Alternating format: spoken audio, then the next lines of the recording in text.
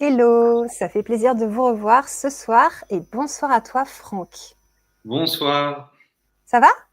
Oui, ça va, merci. Génial, super. Alors aujourd'hui, on va vivre des choses passionnantes et avec toi Franck, on va faire des constellations familiales chamaniques, c'est le titre de l'atelier, et on va vivre des choses importantes. Tu vas nous aider à nous libérer de certaines choses, tout ce qu'on va pouvoir faire dans cet atelier. Donc ça, c'est vraiment top. Et j'aimerais bien que tu te présentes pour les personnes qui ne te connaissent pas encore. Eh bien, moi, je fais plusieurs choses. Donc, écoutez, j'anime des constellations familiales chamaniques. Voilà, je fais aussi de la pratique chamanique. Je suis aussi également musicien. Voilà, je suis auteur-compositeur, interprète aussi également. J'enseigne aussi tout un tas de techniques autour du son, notamment les chants diphoniques. Et ben voilà, ce soir, on avait prévu avec toi de faire un petit atelier justement pour essayer eh bien d'aider finalement un petit peu les personnes à voir ce qu'on peut faire avec des outils un peu simples issus justement de cette pratique des constellations familiales chamaniques. Tout à fait. Donc là, on a pas mal de personnes qui vont venir à l'atelier. Vous pouvez aussi vous le procurer en différé, c'est-à-dire que cet atelier, vous pourrez le voir à vie. Je vous mets le lien dans le chat et il est aussi sous les vidéos. Super. Ok, ok. Donc c'est passionnant. Donc toi, tu aides les gens, c'est ça? Oui, alors bon, c'est vrai que moi je suis plutôt branché donc constellation familiale chamanique. Voilà, donc l'idée c'est les constellations familiales, c'est une pratique qui est transgénérationnelle, hein, donc qui permet de se libérer des dynamiques familiales, mais pas que. Hein, voilà. Grâce aux constellations familiales, on peut aborder un certain nombre d'autres aspects, notamment l'aspect professionnel, l'aspect relationnel, et puis même karmique, hein, c'est-à-dire tout ce qui peut concerner aussi les vies passées. Et donc j'ai introduit le voyage chamanique à l'intérieur des constellations familiales, et je trouve que c'est quelque chose qui apporte encore une dimension supplémentaire. Ça permet de se connecter à des dimensions subtiles qu'on va retrouver dans le chamanisme, notamment ce qu'on appelle les mondes non ordinaires. Voilà, donc les constellations familiales, c'est vrai que c'est une pratique qui est très intéressante, hein, qui est assez connue dans le monde, et il y a eu pas mal de transformation de cette pratique depuis le temps que ça existe. Et donc moi, voilà, j'apporte ma pierre à l'édifice en utilisant finalement le son du tambour chamanique et les pratiques chamaniques à l'intérieur des constellations familiales. Voilà. Super. J'ai vraiment hâte qu'on découvre ton atelier. Je sens que ça va être génial. On va en parler bientôt. Alors moi, j'ai voulu t'inviter, Franck, parce que je suis passionnée par tout ça, par les constellations familiales. Je pratique la démoka, la déprogrammation par les mouvements oculaires, kinesthésiques et auditifs. Et je suis aussi formatrice démoka. Et en fait, dans cet outil, dans cette méthode, on aide les personnes à se libérer. On leur fait rendre des valises à leurs parents, à leurs grands-parents, à des gens, tu vois, pour les décharger du transgénérationnel. Donc, est-ce que tu fais des choses aussi comme ça dans les constellations? Oui, bien sûr. Alors, c'est vrai que les constellations, il y a plusieurs manières d'en faire.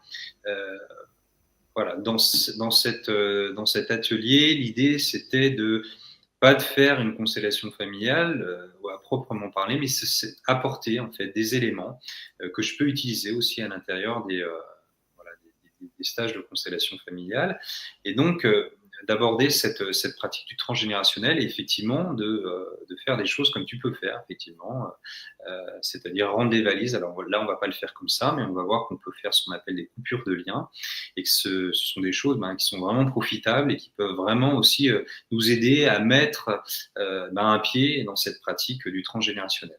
Alors bien sûr qu'après, ce qui est intéressant, c'est d'aller plus loin. Alors soit de travailler de manière individuelle, c'est-à-dire qu'on peut faire vraiment des constellations individuelles, on peut faire aussi des constellations qui sont en groupe, hein, évidemment, mais aussi on peut aborder les choses comme ça en allant trouver des espaces à l'intérieur de soi où on va trouver des ressources, et on peut justement commencer à mettre ce que je disais, un pas vers la pratique des constellations familiales, en coupant les liens, notamment les liens qu'on appelle difficiles, les liens inutiles, on appelle ça dans le jargon.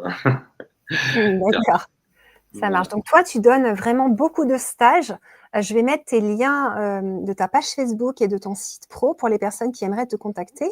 Tu es situé où? Tu veux nous en parler un peu?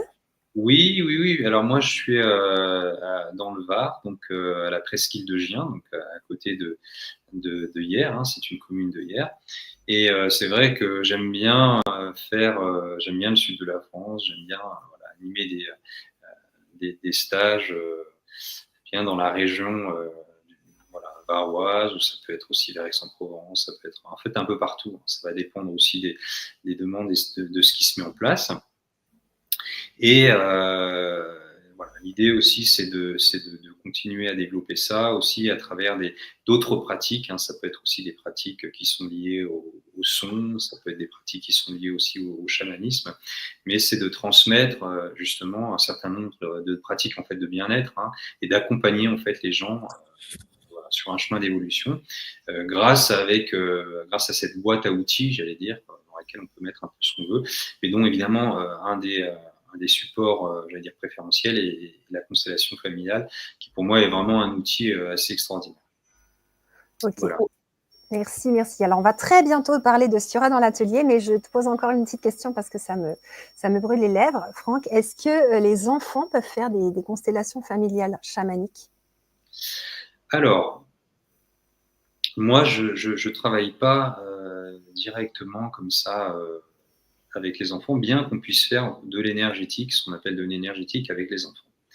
Euh, Ce qu'on peut faire, c'est travailler avec les parents et voilà, grâce à la méthode des constellations familiales, on peut donc utiliser des personnes qui vont être des représentants. On peut tout à fait faire une constellation familiale pour son enfant euh, où on va, lorsqu'on est en groupe, en fait, choisir une personne, un représentant qui va être le représentant de notre enfant et de voir à qui bien il serait relié. Parce que bon, l'idée forte des constellations familiales, l'idée maîtresse, c'est que bien sûr on est relié à son insu à des descendants, à des personnes qui ont été avant nous, hein, en fait, euh, nos ancêtres, et donc on est relié de manière souvent un peu difficile, parce que voilà, on porte à notre insu ces mémoires toxiques qui n'ont pas été résolues. Donc oui, d'une certaine manière, ça peut impacter les enfants. Voilà. Maintenant, est-ce qu'on fait des constellations familiales directement avec les enfants? Ça marche pas forcément comme ça, mais on peut voilà prendre des représentants. Après, il se peut aussi que à l'intérieur d'un travail avec le parent et l'enfant, oui, on peut faire de travailler parfois comme ça. J'allais dire en binôme. C'est des choses qui peuvent être envisageables, mais voilà. En général, c'est pas quand même comme ça que ça se passe. D'accord. C'est vraiment en groupe avec des adultes, j'allais dire, et puis par contre, effectivement, bah, les enfants, puisque c'est des membres de la famille, ils peuvent être représentés à l'intérieur d'un système familial et d'une constellation, et donc ils peuvent ressentir un effet. D'ailleurs, comme ils sont souvent très sensibles, il y a vraiment des choses qui sont assez extraordinaires parfois qui peuvent se passer. Voilà. Waouh, super, merci. Ok, bah c'est parti. Alors, je veux bien que tu nous racontes ce qu'on va vivre dans cet atelier et ensuite on plonge dans l'atelier. Ouais. Alors, l'idée de cet atelier, c'est de vous donner eh bien, une sorte de boîte à outils que vous pourrez réutiliser, alors que vous soyez praticien ou non d'ailleurs, qui vont pouvoir vous aider. Alors, pour moi, ça implique quoi?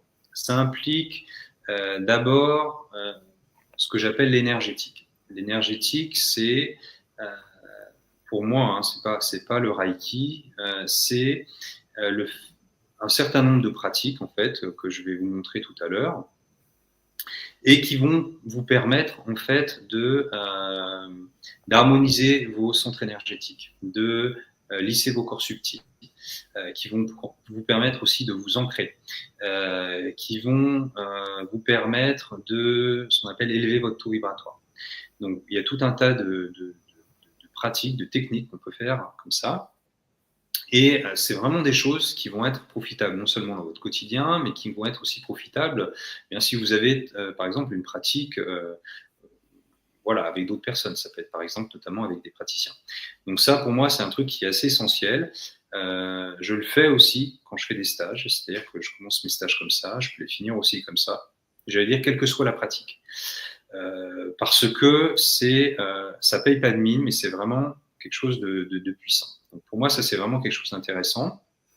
C'est un peu comme une hygiène qu'on peut mettre en place, voilà, qui va nous aider dans notre quotidien, qui va nous aider aussi à identifier parfois, tiens, les problématiques énergétiques qu'on peut avoir, parce qu'au fur et à mesure, quand on développe sa guidance, eh bien, on fait de plus en plus attention en fait à cet état en fait, à notre propre état énergétique. Ensuite, on va eh bien regarder, on va découvrir un espace que moi j'appelle le silence intérieur, et donc c'est un espace dans lequel on peut aller et qui va nous permettre de nous relier, de nous connecter à un certain nombre de choses. Et dans cet espace, ce qui va être intéressant, eh bien, c'est justement de commencer à mettre un pied dans le transgénérationnel et de voir comment, eh bien, justement, dans cet espace, on peut rencontrer soit des aspects de nous-mêmes, soit eh bien, des personnes aussi de notre famille, des âmes, si tu préfères, que ce soit des vivants, que ce soit des morts. Et de faire ce qu'on appelle des coupures de liens, avec l'idée qu'en fait, le lien, c'est pas le lien de l'amour, mais c'est un lien, ce qu'on appelle inutile, c'est-à-dire quelque chose qui fait que d'une certaine manière, notre énergie peut être absorbée en fait par quelqu'un ou quelque chose, et eh bien c'est pas du tout profitable en fait pour nous. Donc ça, c'est quelque chose qui est à couper, et en général aussi, c'est quelque chose qui affecte aussi les centres énergétiques. Donc, je ferai justement le pont par rapport au, voilà, au premier atelier, à la première pratique qu'on va faire tout à l'heure, pour justement voir comment est-ce qu'on peut faire, eh bien, lorsqu'on a fait des coupures de liens pour remplir ces centres énergétiques notamment. Voilà, donc ça c'est quelque chose qui est à mon avis très profitable aussi. Voilà, moi ce que j'aimerais c'est de vous faire une sorte de méditation à travers ça, une sorte de méditation un peu chamanique, dans le sens où j'aimerais utiliser le son du tambour pour justement vous amener, parce que ça facilite l'entrée dans un état finalement un peu plus, voilà, un peu plus transhypnotique si tu préfères. C'est-à-dire que finalement on baisse un peu ces fréquences cérébrales, et donc c'est plus facile déjà pour imaginer, et puis c'est plus facile aussi même pour guérir. Voilà. Et alors ensuite, ben, on verra jusqu'où ça nous a amené. Voilà, j'ai aussi peut-être dans mon petit chapeau la possibilité de faire encore une petite pratique derrière. Voilà, je laisse en suspens. C'est magnifique, Franck. Eh ben, franchement, j'ai presque fini mes petits clics là. On va être très très bientôt dans l'atelier. Donc moi, je sais que tu vas peut-être utiliser donc le tambour, oui, la guitare peut-être, parce que voilà. Ça va être génial.